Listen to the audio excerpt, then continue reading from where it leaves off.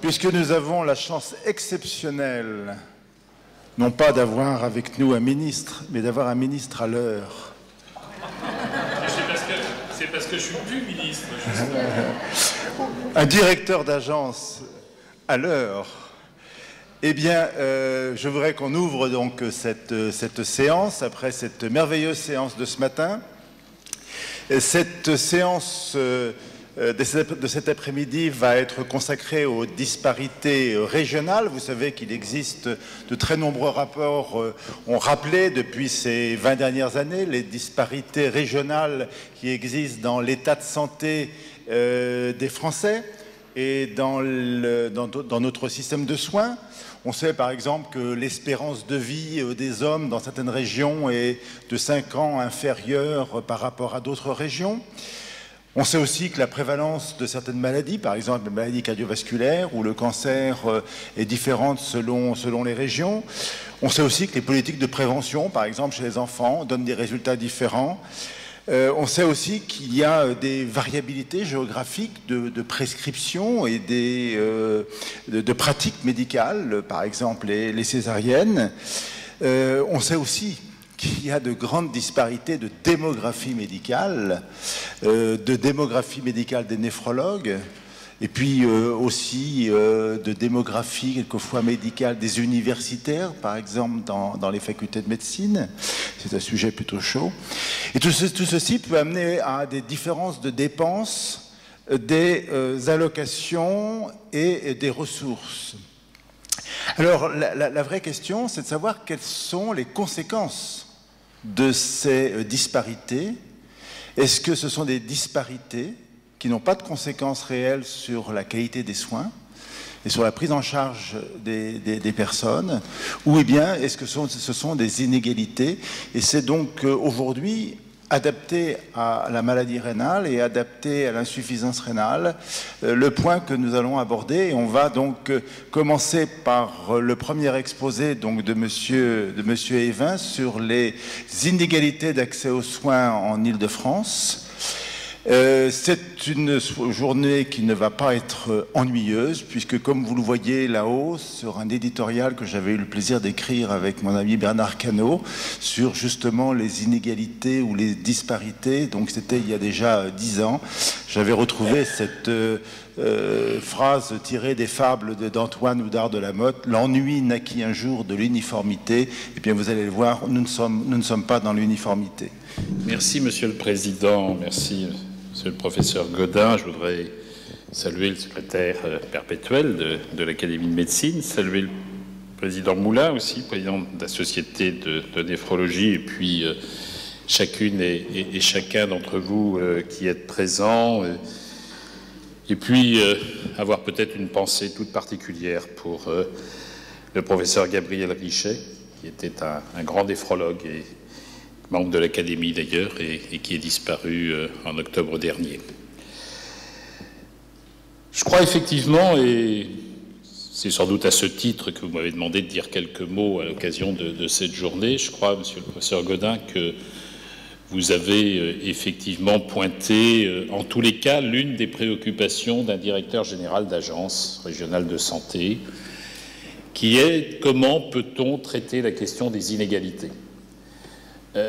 Et à plus forte raison en Île-de-France. L'Île-de-France, vous le savez, globalement, je m'éloigne un peu, mais pour y revenir ensuite à la question de la néphrologie, la question du rein, l'Île-de-France, on a globalement des indicateurs très bons comparativement à l'ensemble des régions françaises. Mais je dis, on a des indicateurs globalement très bons, parce qu'on a la chance d'avoir une population encore jeune, même si cette population vieillit et que ces indicateurs globaux ne resteront sans doute pas ce qu'ils sont. Mais à l'intérieur de la région, nous avons justement des très grandes inégalités. Et c'est une des caractéristiques d'ailleurs de notre système de santé, qui est quand même dans les pays industrialisés, dans notre pays, un système de santé qui répond globalement à une prise en charge absolument déterminante pour la population, mais qui malheureusement laisse perdurer des inégalités en termes de pathologies en termes épidémiologiques, et puis des inégalités aussi, par ailleurs, d'offres de santé et d'accès aux soins.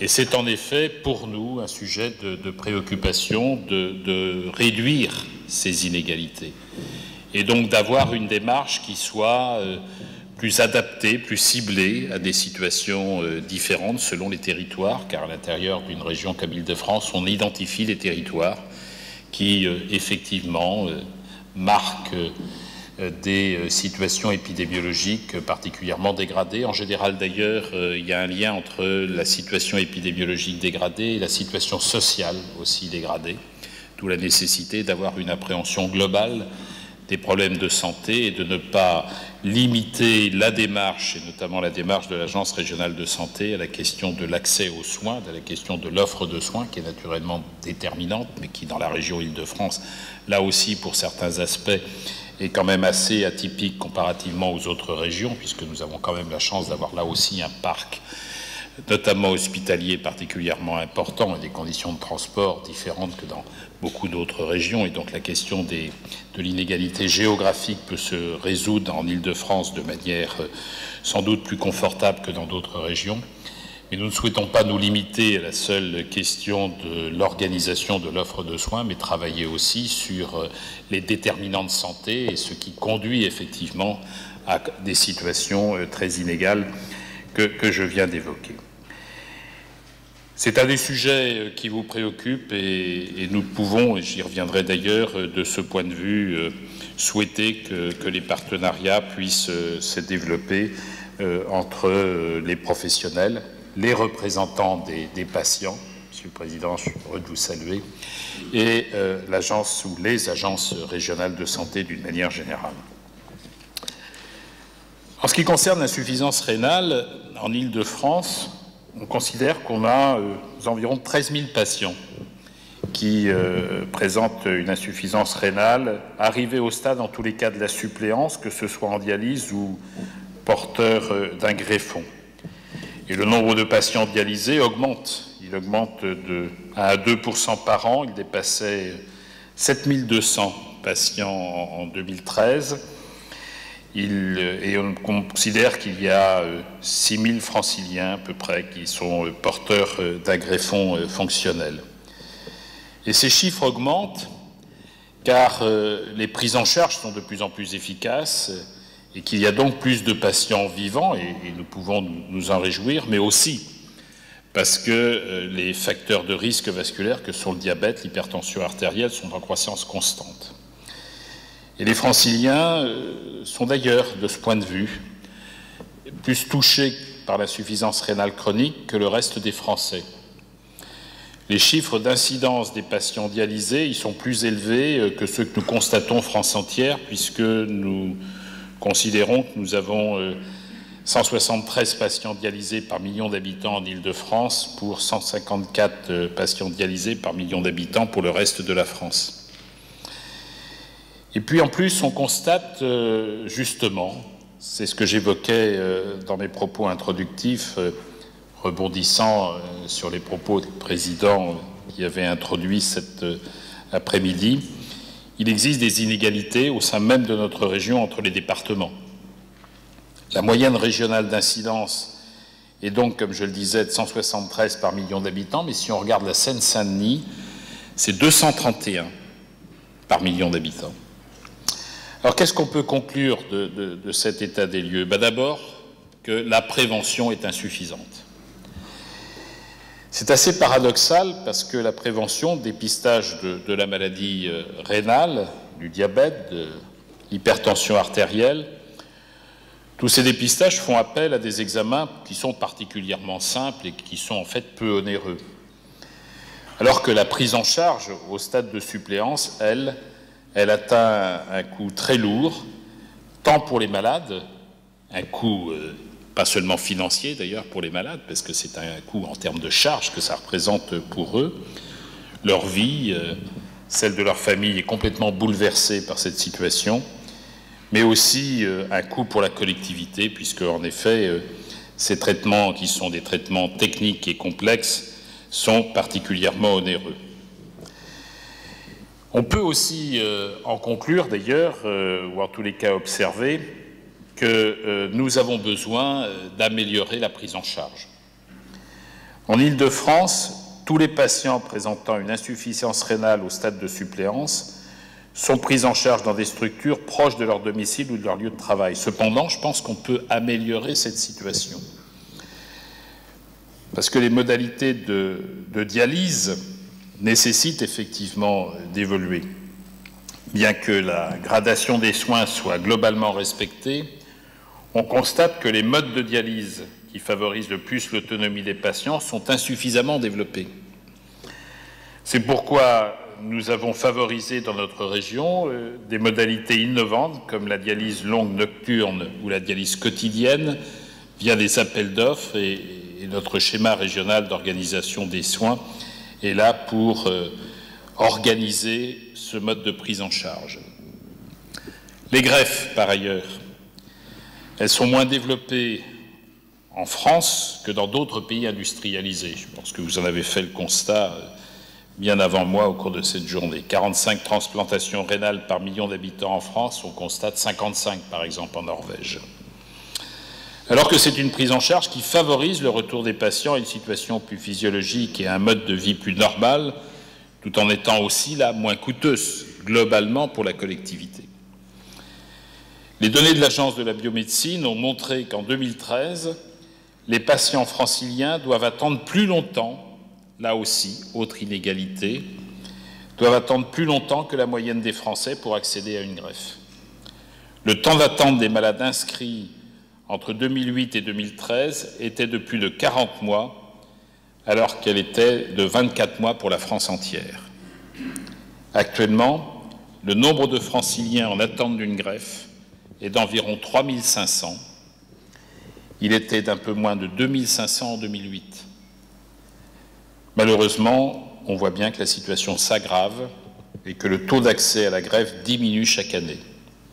Cet état des lieux est insatisfaisant. C'est l'un des moteurs d'ailleurs de l'action de l'agence qui a fait de l'amélioration de la prise en charge de l'insuffisance rénale chronique un projet stratégique. Les États généraux du Rhin auxquels nous avons participé en 2013 ont montré que les patients étaient force de proposition pour améliorer le système de santé et les conditions de leur prise en charge, qu'elles soient médicales ou psychosociales. Ainsi, un plan d'action a été élaboré avec l'ensemble des partenaires médicaux et administratifs, ainsi qu'avec les représentants des associations de patients, que sont la Fédération nationale d'aide aux insuffisants rénaux, la FNAIR, Rénalo, qui est une autre association de patients, ou la Ligue Rein et Santé. Ce plan d'action, il est structuré autour de 3 axes de travail. Tout d'abord, la prévention et le dépistage. La spécificité des campagnes de dépistage que nous conduisons en Île-de-France est que nous cherchons une pathologie. La spécificité, est le fait que nous recherchons une pathologie rénale, mais aussi l'ensemble des facteurs de risques associés, que sont le diabète, l'hypertension artérielle, ainsi que le surpoids et l'obésité. Pendant cette semaine nationale du Rhin, 60 sites dans lesquels travaillent les équipes de néphrologie, ainsi que des centres de santé, proposent un dépistage anonyme et gratuit, comportant une recherche d'albuminurie, un dosage de glycémie capillaire, une mesure de tension artérielle, et une détermination de l'indice de masse corporelle. Ces actions sont conduites en collaboration étroite avec la FNAIR, avec le réseau RENIF, qui est le réseau de néphrologie Île-de-France, qui ont été d'ailleurs les précurseurs des actions de dépistage dans les années précédentes, ainsi qu'avec l'Association française des diabétiques et le réseau obésité multidisciplinaire des départements franciliens Ronde. Cette année, la quasi-totalité des équipes médicales concernées, ainsi que les établissements où ils exercent, ont répondu favorablement à notre sollicitation. Les personnes dont le dépistage aura été positif se verront remettre une enveloppe T à donner à leur médecin traitant pour que nous puissions évaluer l'impact de cette action tout en protégeant l'anonymat. Nous pourrons ainsi savoir quel est le pourcentage de personnes dépistées qui ont ensuite été suivies et pour lequel le dépistage aura été utile. Je crois qu'il est important que nous puissions effectivement développer une politique aussi d'évaluation des actions qui sont conduites. Pendant la Semaine nationale du diabète en juin prochain, le dépistage suivra la même méthodologie dans les sites comportant des compétences en diabéto-endocrinologie. Les résultats de ces 2 semaines seront d'ailleurs présentés à l'ensemble des partenaires lors d'un colloque que nous organiserons en fin d'année. Nous espérons, au cours des années suivantes, que ces campagnes d'information et de dépistage puissent être étendues à d'autres partenaires. Le deuxième axe du plan d'action, c'est la question de l'annonce de la phase de suppléance. Lors des États généraux du Rhin, un certain nombre de souhaits ont été exprimés, souhaits concernant l'amélioration de la relation soignant-soigné, la nécessité de favoriser la bientraitance, la participation des patients, de leurs familles aux décisions thérapeutiques. Nous avons entendu ces besoins et je souhaite que l'on puisse y répondre. L'arrivée des patients au stade de suppléance est en effet un moment particulièrement délicat, d'autant plus qu'il se produit souvent dans l'urgence.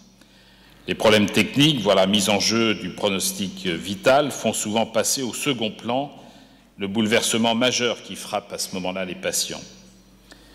Pour améliorer l'accompagnement des malades dans ce moment difficile, nous souhaitons développer 2 modules correspondant aux 2 phases de la consultation d'annonce.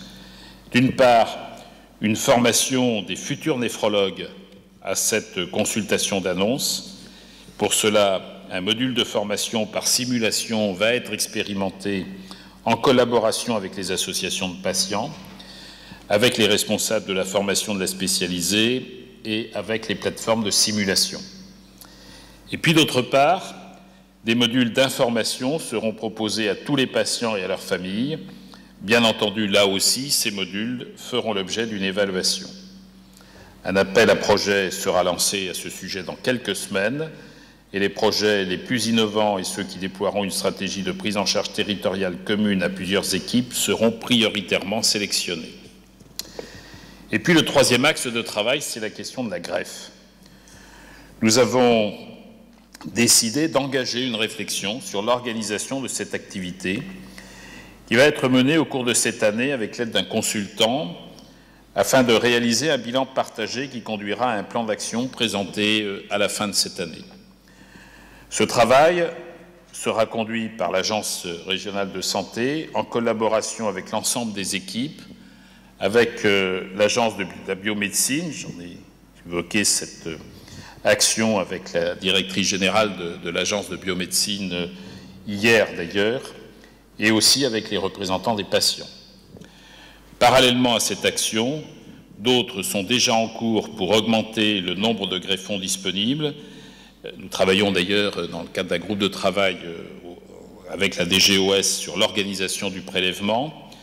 Par ailleurs, nous finançons sur des crédits spécifiques des machines à perfusion des reins et des planches à masser pour équiper les camions de SAMUSMUR. Je pense qu'il est absolument nécessaire. Nous ne pouvons pas accepter la situation que j'évoquais au début de mon propos concernant la situation de l'attente de plus de 3000 patients attendent une greffe ici dans la région sans agir pour pouvoir effectivement trouver une réponse à l'attente de ces patients. Je suis convaincu que ce plan présenté dans ces 3 aspects, la détermination dont nous faisons preuve, dont je souhaite faire preuve, dont vous faites preuve ensemble pour lutter contre l'insuffisance rénale chronique, je suis convaincu que cette action en partenariat les uns avec les autres dans le cadre de nos responsabilités spécifiques portera ses fruits.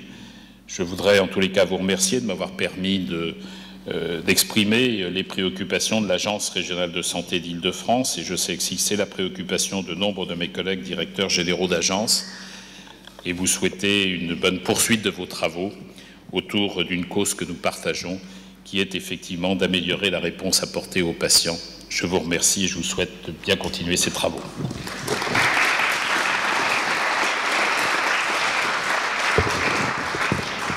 Monsieur le directeur, je sais que votre temps est précieux, mais nous permettez-vous de vous poser quelques questions? Vous avez parlé des inégalités, je vous en remercie, mais je suis même en train de me rendre compte qu'il y a même des inégalités ou des disparités dans la prise en compte de l'insuffisance rénale par les ARS. Alors je ne vous dirai pas d'où je proviens, mais je suis jaloux de l'ARS francilienne, car vous nous proposez un plan d'action, alors que dans d'autres régions, l'insuffisance rénale, et Dieu sait quel est son coût, social, psychologique et financier, ne paraît pas être non plus une priorité. Alors, vous évoquez effectivement un sujet qui d'ailleurs, à mon avis, nécessitera qu'il y ait une réflexion qui soit conduite nationalement. Les inégalités entre les régions, elles existaient bien avant la création des agences régionales de santé. Et j'ai évoqué, dans la poursuite des propos que vous avez tenus tout à l'heure, le fait qu'à l'intérieur même des régions, il y a aussi des inégalités, vous l'aviez évoqué. C'est vrai qu'il y a il y a des moyens différents selon les régions d'ailleurs. Hein. Et il y a des moyens en termes d'offres de soins, mais il y a aussi des moyens en termes de compétences peut-être d'une part, mais aussi d'importance des équipes au sein des agences régionales. Nous avons le souci, et le ministère là aussi avec les directeurs généraux d'agences, d'essayer justement de consolider les actions que conduisent certains pour pouvoir être mis à la disposition d'autres.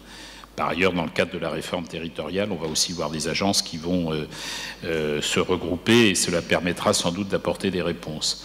Ce que nous lançons dans une région, et l'Île-de-France de ce point de vue peut promouvoir un certain nombre d'actions, nous souhaitons effectivement que cela puisse être développé dans d'autres régions. Il s'avère que moi j'ai la chance, je vais sans doute les faire rougir, mais d'avoir des collaboratrices qui sont quasiment des militantes de la réponse à l'insuffisance rénale chronique. Et c'est vrai qu'un directeur d'agence ne peut pas non plus élaborer un plan ou s'exprimer sur un plan que nous avons élaboré collectivement sans qu'il y ait en effet des hommes et des femmes dans les équipes qui ont cette préoccupation, je dirais presque quasiment au quotidien. Je l'imagine, mais on est à l'époque de la délocalisation, donc je vais prendre des adresses. Bref, je laisse donc bien sûr... Mais enfin, je sais en tous les cas, y compris d'ailleurs les membres de l'équipe de l'agence participent à la réflexion au niveau de la DGOS, mais c'est vrai que les initiatives que nous prenons dans une région ont aussi vocation à être diffusées ailleurs. Mais ça remet à l'ordre du jour le lancement d'un plan national insuffisance rénale, par exemple. Là, je fais aussi appel à nos amis des associations. Bref, des questions. J'imagine que vous avez quelques questions. Ouais, oui, monsieur.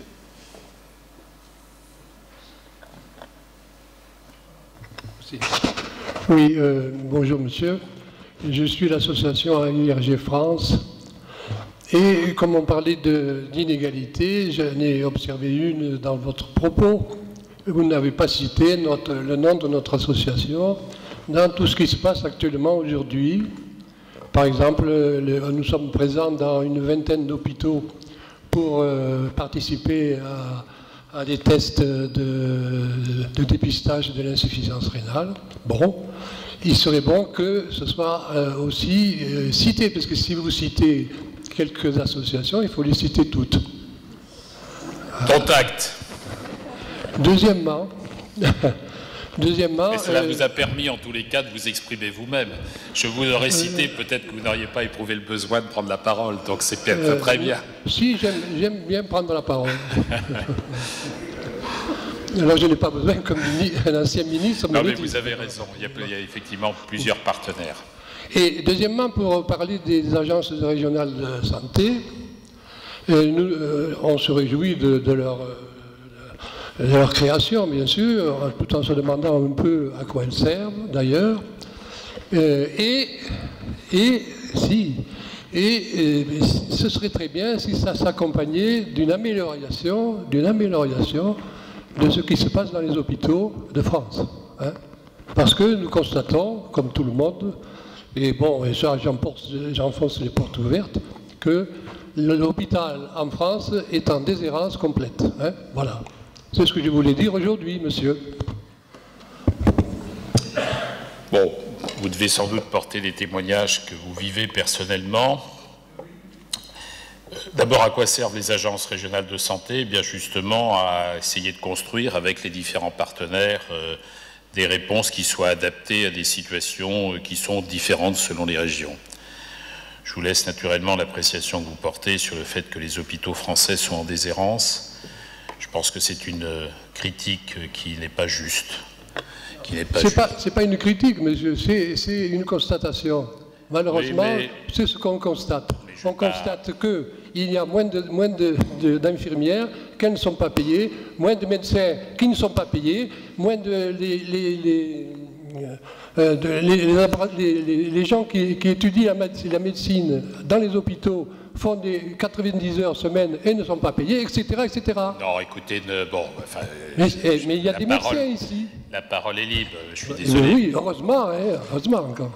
Écoutez, monsieur, bon, vous exprimez, vous avez votre point de vue là-dessus. Parce que je suis en colère et je me demande... Je vois que vous êtes en colère. Si vous êtes en colère, vous avez certainement des raisons d'être en colère. Je vous dis, monsieur, que... Il y a certainement des imperfections. Je ne dirais certainement pas que l'ensemble de notre système... Interrogez les médecins qui sont ici. Voilà. Je ne dirais certainement pas que notre système de santé en France est absolument parfait. Ne dites pas que les gens ne sont pas payés, etc. On est dans un système qui est fondé sur la solidarité nationale. Je voudrais vous le rappeler. C'est vos cotisations qui permettent de financer ce système. Nous ne sommes pas, monsieur, comme dans d'autres pays, je pense par exemple à l'Espagne, qui a vu au cours de ces dernières années voir les dépenses de santé diminuer. Nous ne sommes pas dans cette situation.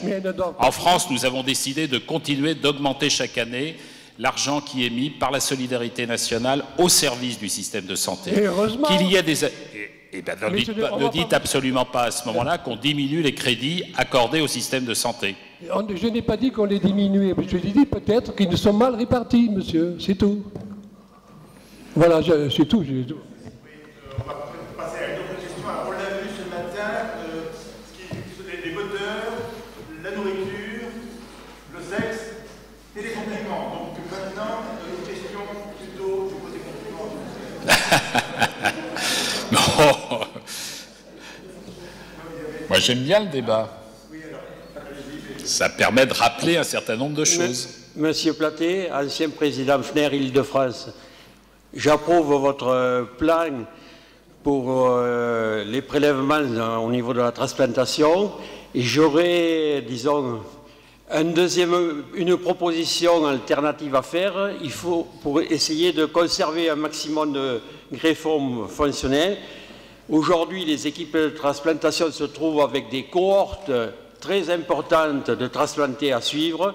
Peut-être qu'il faudrait aider ces équipes de transplantation en augmentant le nombre de néphrologues qui suivent tous ces transplantés, puisque perdre un greffon d'un transplanté, c'est retour en dialyse et un futur candidat à être réinscrit en transplantation dans quelques temps. Et une deuxième question, vous avez parlé des différences entre départements franciliens. Alors moi, je pense qu'il y a un gros combat au niveau du... puisqu'il y a presque un tiers des nouveaux insuffisants rénaux qui sont d'origine diabétique, je crois qu'il y a un combat à mener dans ce domaine-là également. Absolument, j'y ai fait une partie allusion. Sur la première partie de votre intervention, vous pointez un vrai problème d'organisation de l'ensemble, à la fois des prélèvements et des équipes de greffeurs. Nous avons à la fois un problème d'insuffisance de greffons et puis nous avons aussi un travail que nous conduisons d'ailleurs avec les équipes pour pouvoir mieux organiser la relation qui s'établit entre le prélèvement et les greffes. Et ça, c'est un travail qu'il nous faut conduire avec les équipes elles-mêmes, en effet. S'il vous plaît, alors, pour deux dernières questions et en respectant le principe de la parité... Je regarde Madame Mignon. Donc, je laisse la parole à Isabelle Tostevin. Deux hommes. Oui, moi, je voulais vous remercier pour votre présence et souligner que on a peut-être de la chance, effectivement. Vous avez de la chance, mais nous aussi, pour les équipes, vos équipes médicales à l'ARS. Et moi, je voudrais témoigner parce que Aux côtés de l'AIRG et de la FNER, hier, on a vu 150 personnes à la Pitié-Salpêtrière et il y a un de vos médecins de l'ARS qui est resté toute la journée. Donc c'est vrai que l'hôpital vit des mutations, on est dans des turbulences, hein, ça c'est vrai que c'est compliqué, mais j'avoue que cette année, je me sentais vraiment soutenue, alors merci. Merci en tous les cas de votre témoignage, surtout merci pour les équipes, les représentants d'ici. Madame, et comme on vient d'avoir un compliment, vous avez le droit